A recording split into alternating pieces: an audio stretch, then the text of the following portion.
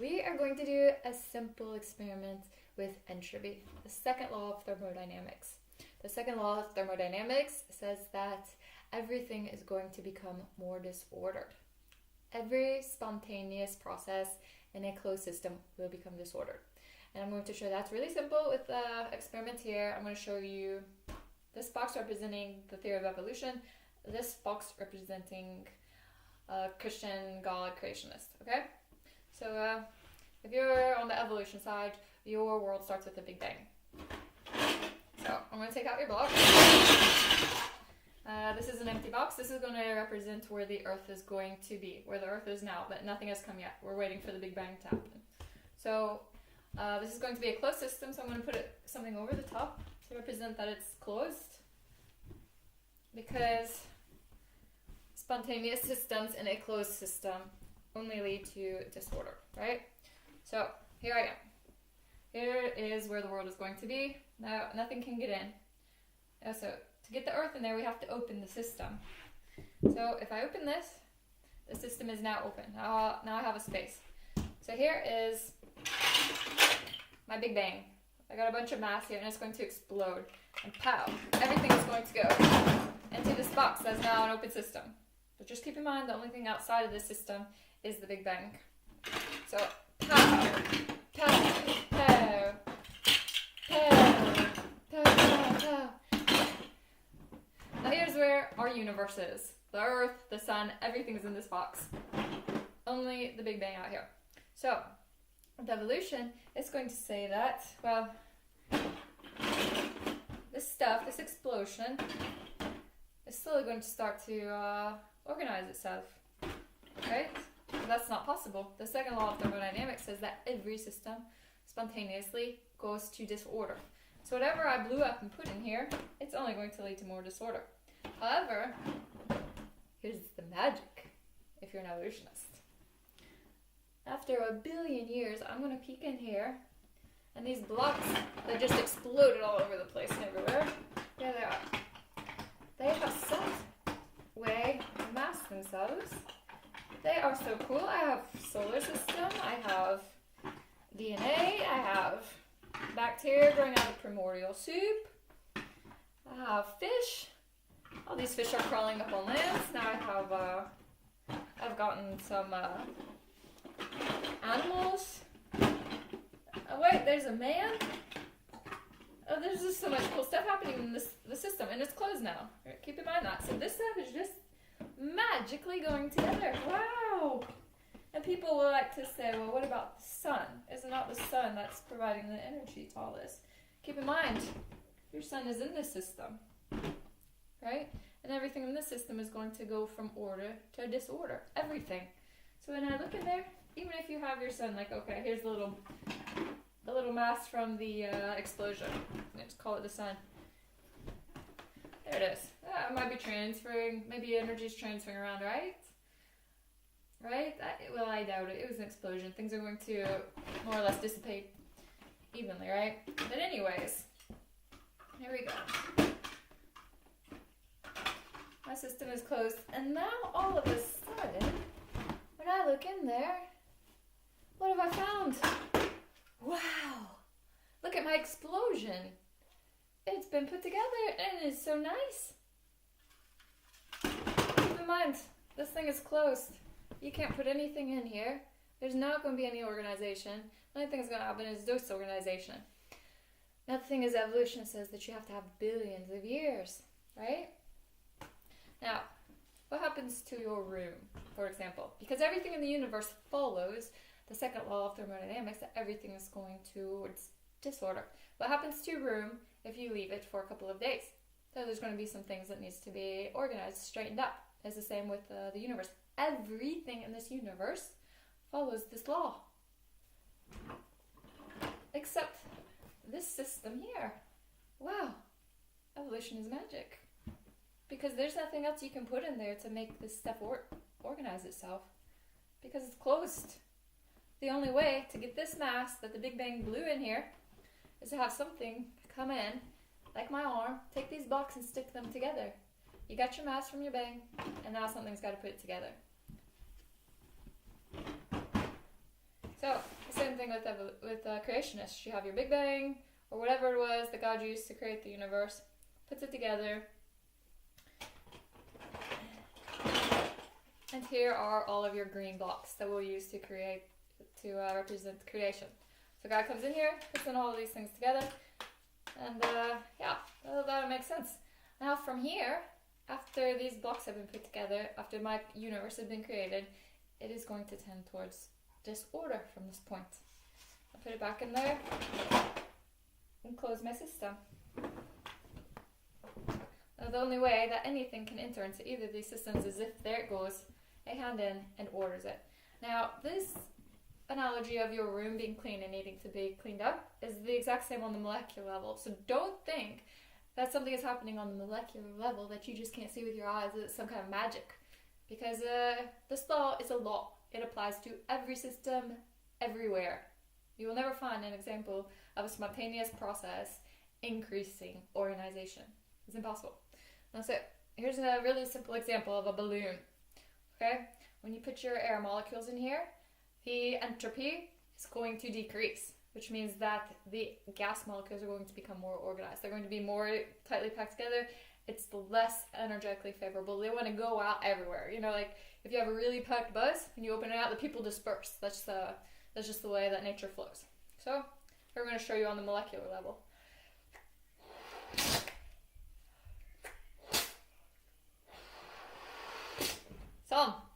Finally got it. Okay, so here you go. Got your gas molecules in there. They're really packed tight.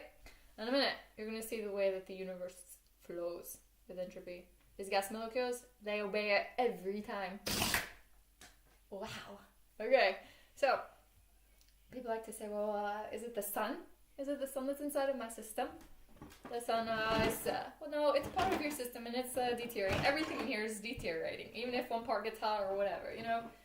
Even for that one part to be hot, it had to be organized. You know, it had to be gathered over there from that cup. But anyways, so you have your sun lit, right? What can your sun do for my balloon? Oh, maybe if I just wait a really long time, it's going to fill up. Maybe if I warm it up with the sunshine, maybe it'll fill up.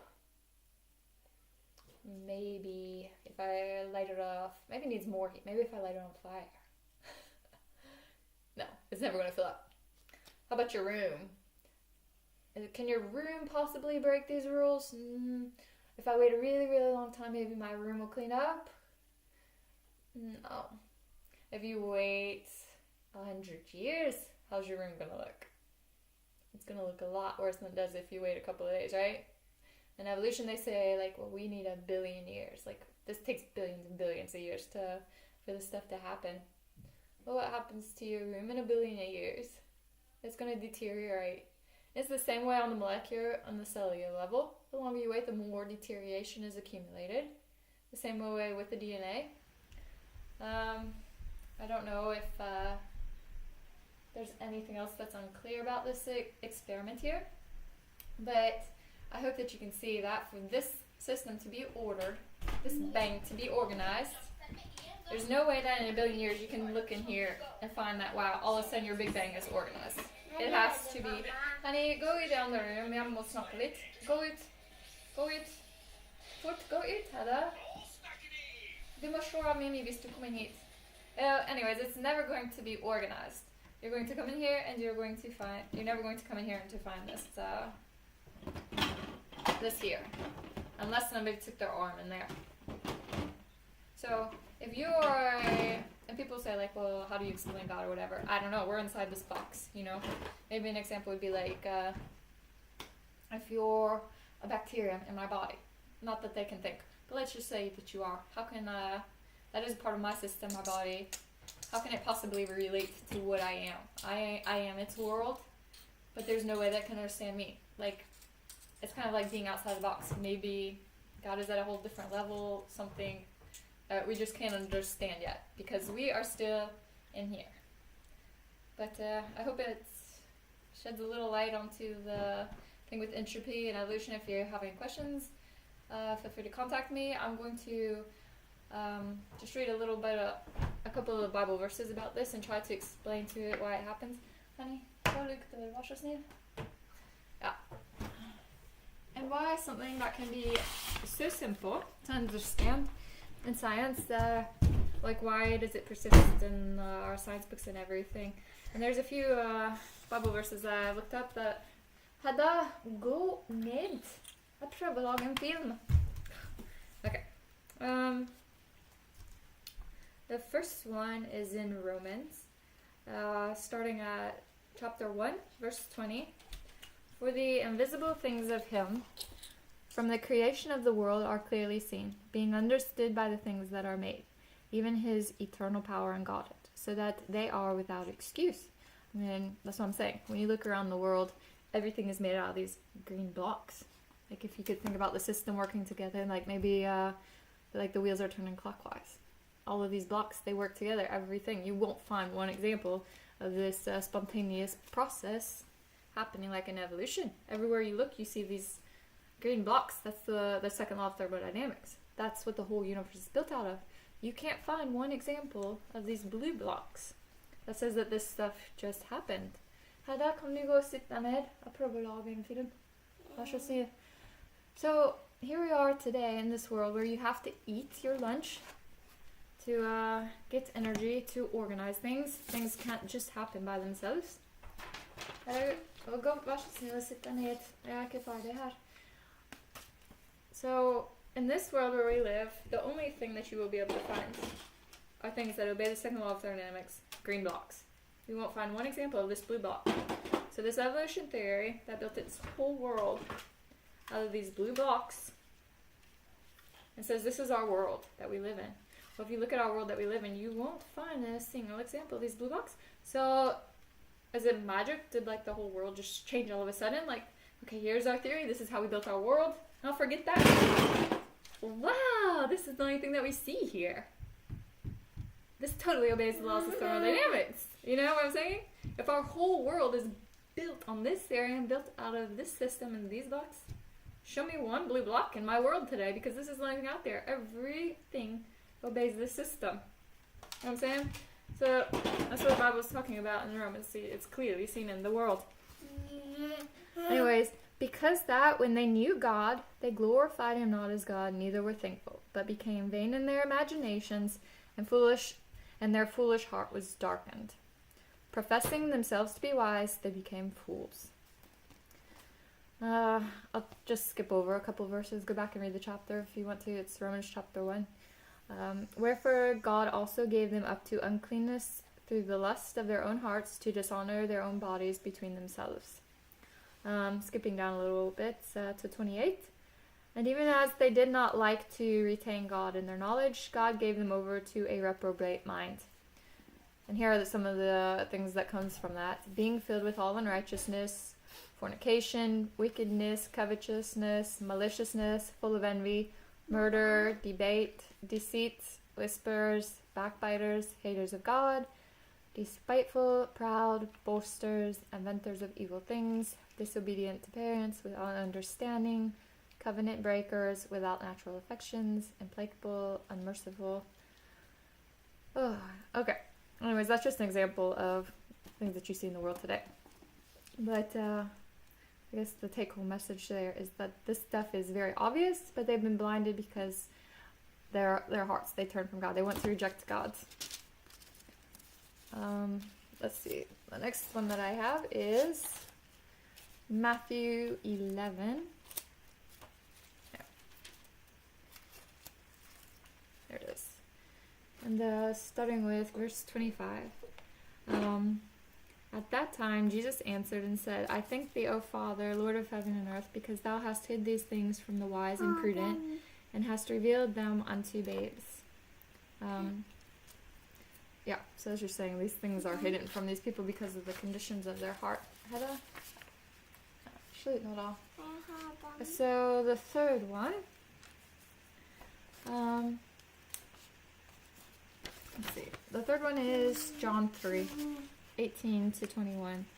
He that believeth on him is not condemned, but he that believeth not is condemned already, because he hath not believed in the name of the only begotten Son of God. And this is the condemnation, that light is come into the world, and men love darkness rather than light, because their deeds were evil. For everyone that doeth evil hateth the light, neither cometh to the light, lest his deeds should be reproved. But he that doeth the truth cometh to the light, that his deeds may be made manifest, that they are wrought in God. So, I hope you got a take-home message there. People like darkness rather than light. That's why they have to have something to hold on to, even if it doesn't make sense in the realm of science. And let's see, another layer that you can add to this cake, if you will. If you look at the prophecy out there, like there's a ton of prophecies that are coming fulfilled now. You have the Israel being reformed, and these prophecies are how many thousands years old? But anyways, Israel's already been reformed. You have the mark of the beast, where you're going to get a mark in your hand or system that you cannot buy or sell without it. You're going to have the rise of the Antichrist. Babylon is going to be destroyed, probably the Pope in Rome. And anyways, if you want to find more about prophecies, you can look up that stuff. There's just tons of it. And I will also add a video with the gospel message of like how all this stuff works, why the fall, why the creation. Because you've actually got one way out of this box that we're in. When sin came into the world, and Satan came down here and tempted us, and we sinned, God can no longer dwell with us because He's perfect, and so we're separated at this point. But there's one way out of it. Satan didn't win when he came down here, and the fall happened, and sin took the world, and death entered into the world. And God came up with a plan to counter Satan, and that was that He sent His Son to die for us. And His Son was perfect, so when His Son died, Jesus died for us. He rose again from the dead, which is Him conquering death. So when we accept Him, He takes upon Him our sins, so that we can be free. And then we can get out of this system that we're stuck into, that has been corrupted with death and with dying. And so it's really the two systems.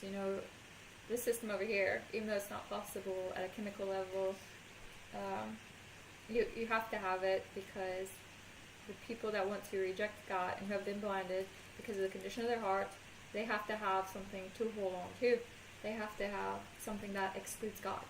Even though when the system is closed, you have to have something that goes in there and that does all of this stuff.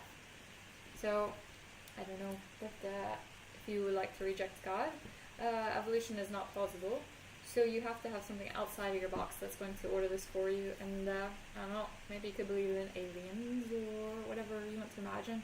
But just know that I just want you to know that it's not reasonable or plausible or possible to just believe in things just happening.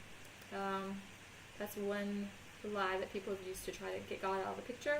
But as you can see, you actually have to have something outside of your box to get this organization to happen. And if you think that it can happen sometimes, I would say just show me one example of this happening in nature, where things go spontaneously from a disorganized system to a more organized system, and you won't find one example of it anywhere. Everything is a green block. Good luck. Maybe you have any questions, let me know. I hope it makes sense to you. And I'll add a little video clip that explains the gospel message maybe a little more clear than I do. So, love y'all. Have a good day. Bye. Bye.